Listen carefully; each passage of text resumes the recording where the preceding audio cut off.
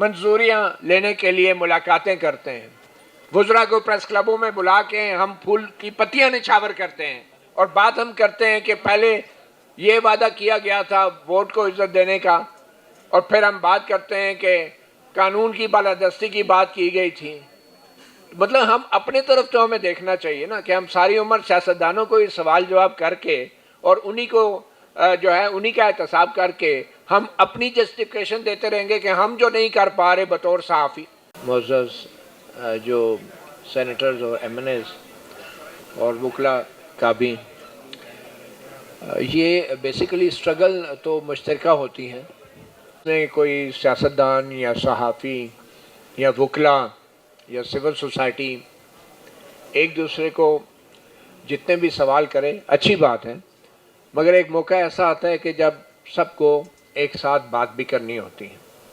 اور خاص طور پہ ایک ایسا وقت کہ جس میں باقاعدہ ایک مارشل لا غیر اعلانیہ تو میں نہیں کہوں گا، میں تو سمجھتا ہوں اس سے بڑا اعلان کیا ہوگا کہ جس طریقے سے عدالتوں کو، پارلیمنٹ کو اور حکومت کو چلایا جا رہا ہے اور میڈیا کو جس طرح کنٹرول کیا جا رہا ہے، اس میں اب مزید کسی اعلان کی ضرورت نہیں ہے۔ صحافیوں نے بھی بڑھ چڑھ کر اس کی مزاحمت کی، اس کے لیے قربانیاں دی، اور میں آج بھی سمجھتا ہوں کہ میڈیا اس کا ایک طبقہ جو ہے وہ نشانے پہ ہے اور دوسرا طبقہ کھانے پہ ہے، اور جو طبقہ نشانے پہ ہے کھانے والا طبقہ اس کو مختلف ناموں سے پکار رہا ہے۔ جنرل ضیاء الحق کے دور میں بھی یہ ہوا، کیونکہ افضل بٹ صاحب بھی بڑے پرانے صحافی ہیں اور صحافیوں کے لیڈر ہیں، اور یہ جتنا بھی پاکستان کی جمہوریت کا سفر ہے اس میں افضل بٹ صاحب جو ہیں اس کے عینی شاہد بھی رہے ہیں اور اس کے اہم کردار بھی رہے ہیں، اور جتنا کریڈٹ یا ڈس کریڈٹ ہم سیاسی قیادت کو دے سکتے ہیں، میرے خیال میں ہمارا حق ہے کہ ہم اپنی میڈیا کی قیادت کو بھی اتنا ہی کریڈٹ اور ڈس کریڈٹ دیں کہ جن حالات میں آج ہم پہنچ چکے ہیں۔ تو ضیاء الحق کے دور کی بات ہو رہی تھی، تو اس وقت ایک کھانے والا جو طبقہ تھا وہ نشانے پہ آئے طبقے کو مختلف نام دیتا تھا اور کہتا تھا کہ یہ کمیونسٹ ہیں، یہ کافر ہیں، یہ بھارتی ایجنٹ ہیں، یہ روسی ایجنٹ ہیں۔ اور آج بھی اگر ہم اپنے میڈیا پہ نظر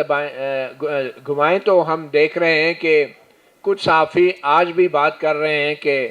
صحافیوں کی یہ ایتھکس ہوتے ہیں، صحافیوں کے یہ اصول ہوتے ہیں، یہ صحافت ہے، یہ نہیں ہے، یہ یوتھیا ہیں، یہ پٹواری ہیں، مختلف ناموں سے یاد کیا جا رہا ہے، اور بڑے بڑے اینکرز اور صحافی حضرات اپنے پروگراموں میں بیٹھ کے جو موازنہ کرتے ہیں مختلف سیاسی جماعتوں کے نمائندوں کو بٹھا کے، تو وہ یہ تاثر دے رہے ہوتے ہیں کہ جیسے یہ جو چپکلش ہے، یہ جو ایک کشمکش ہے، یہ سیاسی جماعتوں کے بیچ میں ہے، اور ہم لوگ اس ایک بیانیے کا حصہ بن کی جو حکومت ہے یہ پوری دنیا کو یہ تاثر دے رہی ہے کہ شاید یہاں پہ یہ جو اختلافات ہیں، یہ جو چپکلش ہے، یہ جو ایک بحران ہے، یہ سیاسی جماعتوں کے بیچ میں ہے۔ ایسا نہیں ہے، اور یہ سب ہم اچھی طرح جانتے ہیں، اور بلکہ یہ وہ سیاسی جماعتیں بھی جانتی ہیں جو اس وقت حکومت میں ہیں۔ تو اس تاثر کو بنانے میں ہمارا میڈیا جو ہے وہ بھرپور انداز سے استعمال ہو رہا ہے۔ آپ اس بات کا اندازہ لگائیں کہ کاروبار معمول کے مطابق چل رہا ہے، گلشن کا کاروبار چل رہا ہے، اور اس کے سب سے بڑا ثبوت یہ ہے کہ اس ماشاء اللہ جیسے ماحول کے اندر بھی ہماری صحافتی تنظیمیں، ہماری صحافتی قیادت وہ یہ تاثر دے رہی ہے کہ میڈیا کے اوپر پابندیاں تو ضرور ہیں، بحران بھی ضرور ہے، مگر حالات اتنے خراب نہیں کہ میڈیا قلم چھوڑ ہڑتال کرے، حالات اتنے خراب نہیں کہ میڈیا اپنے بازوؤں پہ کالی پٹیاں باندھ کے پروگرام کریں، حالات اتنے خراب نہیں کہ صحافی ان جھوٹ بولنے والے بے بس اور بزدل حکمران سیاستدانوں کی پریس کانفرنسوں کا بائیکاٹ کریں، حالات اتنے خراب نہیں کہ یہ میڈیا چاہے ٹیلی ویژن کے ورکر ہیں چاہے اخبارات کے ورکر ہیں، ان کے لیے پارلیمنٹ کے سامنے لگاتار دھرنا دے. حالات اتنے خراب نہیں کہ یہ میڈیا جو ہے وہ سوشل میڈیا کے اوپر کم از کم ہمارے جو قائدین ہیں وہ آواز اٹھائیں, کوئی بیان جاری کریں. حالات اتنے خراب نہیں کہ ہمارے صحافتی قائدین اور تنظیمیں جو ہیں وہ ابھی بھی بیرون ملک دوروں سے انکار کریں. حالات اتنے خراب نہیں ہیں کہ جو بڑی صحافتی تنظیمیں ہیں بشمول PFCJ, ہمارے پریس کلبز جو ہیں وہ اعلان کریں کہ یہ جو حکومتی سیاستدان ہیں, وزرائے ہیں, اطلاعات ہیں, ان لوگوں کی پریس کلب میں داخلہ بند کرنا چاہیے. حالات اتنے خراب نہیں. ابھی بھی یہ تاثر دیا جا رہا ہے کہ حالات اتنے خراب نہیں ہیں کہ ہم لوگ حکومت سے پریس کلب کے لیے یا اپنی یونینز کے لیے فنڈ مانگنے نہ جائیں اور فنڈ مانگے نہ اور وصول نہ کریں. تو میرا یہ خیال ہے کہ میں تو بطور صحافی اپنے گریبان میں جھانکنے کی کوشش کروں گا, اپنی کمیونٹی کے اوپر بات کروں گا. ہم کیا سیاستدانوں کو لیکچر دے رہے ہیں کہ پہلے بھی سیاستدانوں نے دھوکہ کیا, پہلے بھی خواب دکھائے گئے, پہلے بھی بڑے وعدے کیے گئے, کبھی ایک آ جاتی ہے کبھی دوسری پارٹی آ جاتی ہے. ہمیں پارٹیوں سے کیا لینا دینا؟ کیا ہماری ڈگریاں جعلی ہیں؟ ہم نے کوئی ساری عمر جھک ماری ہے کالجز اور یونیورسٹیوں میں کہ ہمارا اپنا کوئی نظریہ یا اپنی کوئی کاز ہی نہیں ہے؟ میرے جیسا بندہ بیٹھ کے ہم بیرسٹر گور کو بھی تنقید کر لیں گے, سلمان راجہ پہ بھی کر لیں گے, محمود اچکزئی سے بھی کر لیں گے کہ جی آپ نے تو یہ وعدے کیے تھے. ٹھیک ہے آپ نے وعدے کیے تھے, لیکن میرا اپنا کوئی نظریہ نہیں ہے کہ میں ان کے وعدوں کے پیچھے چلوں گا. ایک حکومت آئے گی تو اس سے بھی فنڈ پکڑیں گے, دوسری حکومت آئے گی تو اس سے بھی فنڈ پکڑیں گے. صحافیوں کے ساتھ کچھ بھی ہو جائے, 2-4 نعرے مار لیے پارلیمنٹ کے سامنے, پریس گیلری سے واک آؤٹ کرا لیا, تصویریں بنا لی, پریس ریلیز جاری کر لی. ہم کیا کر رہے ہیں؟ اور آج بھی سوشل میڈیا کے اوپر اگر دیکھیں ہم تو ہماری تنظیمیں, ہمارے جو قائدین ہیں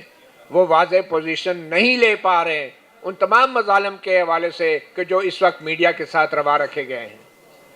آج بھی ہم اپنے پلاٹوں کے لیے, اپنی اسکیموں کے لیے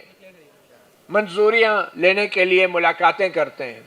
وزراء کو پریس کلبوں میں بلا کے ہم پھول کی پتیاں نچھاور کرتے ہیں اور بات ہم کرتے ہیں کہ پہلے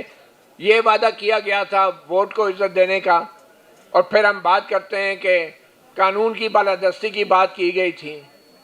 مطلب ہم اپنے طرف تو ہمیں دیکھنا چاہیے نا کہ ہم ساری عمر سیاستدانوں کو یہ سوال جواب کر کے اور انہی کو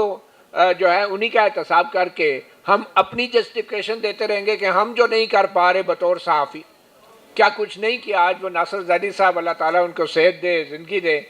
وہ آج واحد نشانی ہے جنرل ضیاء الحق کے دور میں جو صحافیوں نے قربانیاں دی ہیں, وہ واحد نشانی ہے.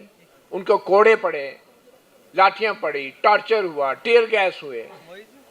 وہ سب کچھ ہوتا رہا, اور ان کو کیا کہا گیا؟ ان کو جیالہ صحافی کا نام دیا گیا. اور آج ایگزیکٹلی اس مارشل لاء کے دور میں ایک بار پھر صحافیوں کو اسی طرح کے نام دیے جا رہے ہیں, پٹواری صحافی, تو یوتھیا صحافی, اور کیا نہ کیا نہیں کہا جا رہا. میرا یہ رائے ہے بطور صحافی کہ اس دور میں ہمیں ایگزیکٹلی وہی مزاحمت کی تحریک چلانی چاہیے جو جنرل ضیاء الحق کے دور میں چلی تھی, جو جنرل مشرف کے دور میں چلی تھی, اور بلکہ اس سے بھی پہلے جائیں تو فیلڈ مارشل ایوب خان کے دور میں چلی تھی. ہم میڈیا والوں کو, اور خاص طور پہ اب جبکہ سوشل میڈیا کا دور ہے, ڈیجیٹل دور ہے, تو ہر شخص, میں سمجھتا ہوں ہر شہری جو ہے وہ صحافی ہے. یہ صحافیوں کی یا صحافت کے پیشے پہ جو چند لوگوں کی اجارہ داری تھی یہ ختم ہو چکی ہے. ایون کہ ہماری جو صحافت کی ڈگریاں ہیں, میں سمجھتا ہوں اب ان ڈگریوں کی بھی وہ اہمیت نہیں رہی, کیونکہ ہر شخص, ہر شہری جو دیکھتا ہے, بولتا ہے, سنتا ہے, محسوس کرتا ہے وہ صحافی ہے, اور اس کے پاس ایک موبائل فون ہے جس میں کیمرہ ہے اور ویڈیو بنا سکتا ہے. وہ شخص شہری ہے. تو ہمیں ان کو ساتھ لے کے چلنا ہے. اور ہم لوگ بطور میڈیا ہم اتنے آبسلیٹ ہو چکے ہیں, اتنے دقیانوس ہو چکے ہیں کہ آج تک ہم اپنے ساتھ ان نوجوانوں کو اپنی طاقت نہیں بنا سکے پریس کلبوں کے اندر.